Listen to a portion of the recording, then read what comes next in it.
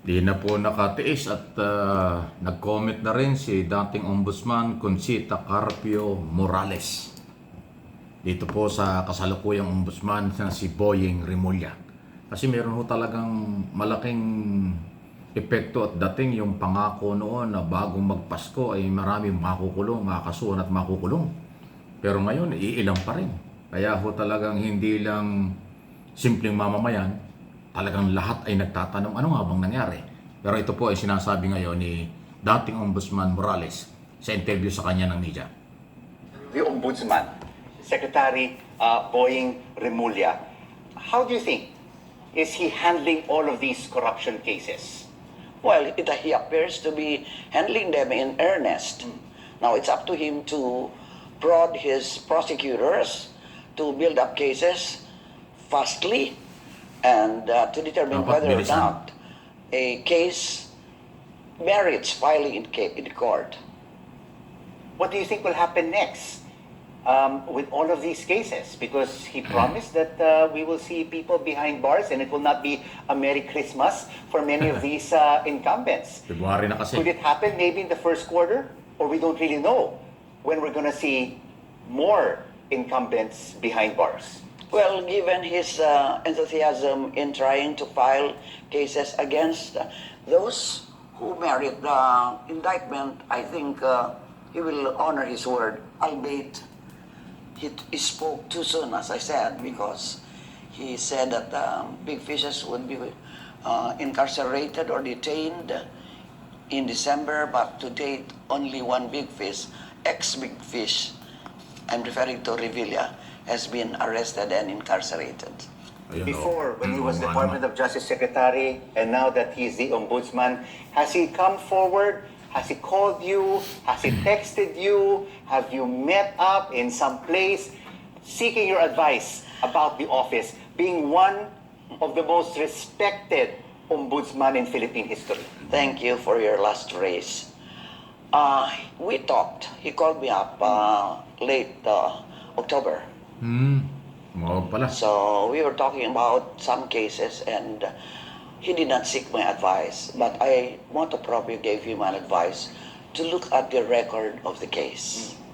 Because it's only when you look at the records of the case when you can absorb what transpired, when you can determine whether or not a pleading or some document has been incarcerated, in other words, it has been inserted, and whether or not the pagination shows that there was no insertion.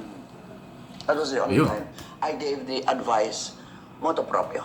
He did not seek my advice.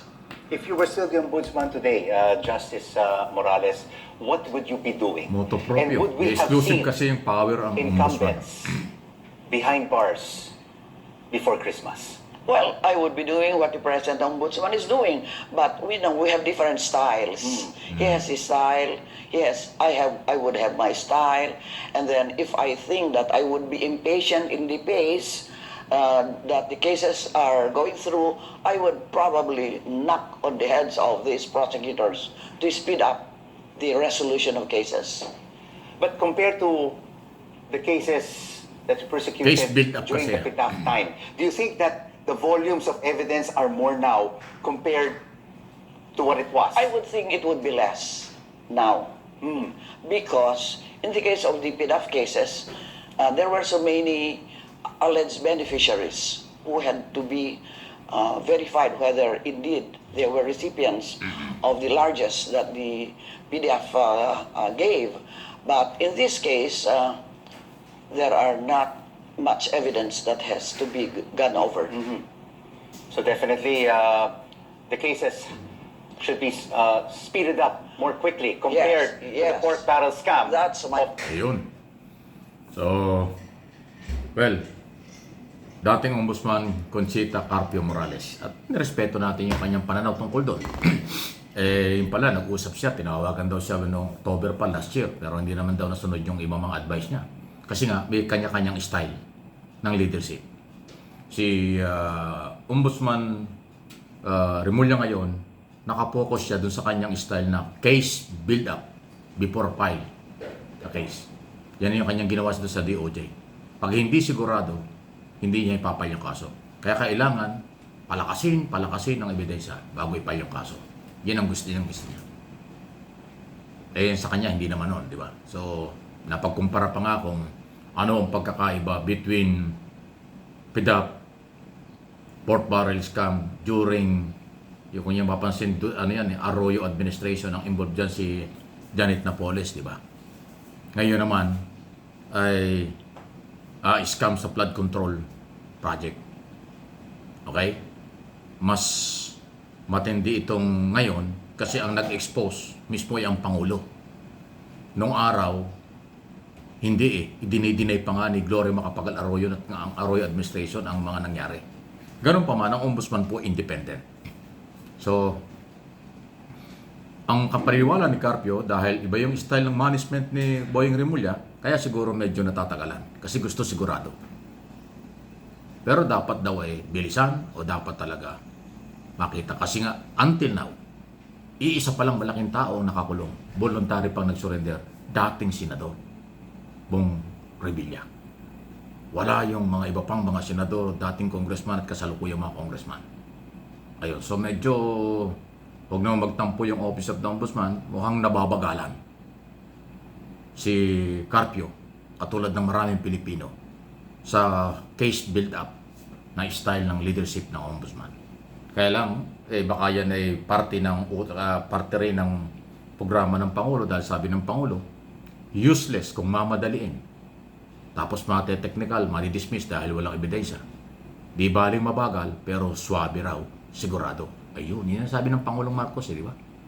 Hindi, hindi dapat madaliin, dapat siguraduhin. Kaya nandoon yung case build-up na tinatawag. Pagsisiguro ng ebidensya bago i-file ang kaso para tuloy-tuloy. Warrant of arrest kagad pag na-file, pag nag-trial, mapapatunayan. Ayun, yun pala yun. Sige. So, konting tiis pa tayo. Kaya lang, February na eh. Ha? Hanggang kailan kaya? Pag inabot ng pag walang nangyari ngayon taong ito, next year wala na kasi kampanya na for presidential election na eh. Sa 2027 yan ang usapan. So matatabunan. Nasaan ang katarungan ng mga Pilipino may-ari ng pera? Baka naman sobrang tagal ng case build-up. Pag wala talaga, i-dismiss na. Pag meron, i-file na. Total, ang korte naman ang magpapasya yan eh. Kung guilty o not guilty ang kahit na sinong mga naakusahan o akasado sa napakatinding graft in corruption na nangyari noon na ipinatigil ng kasalukuyang administrasyon. Please like and share ang ating mga topic.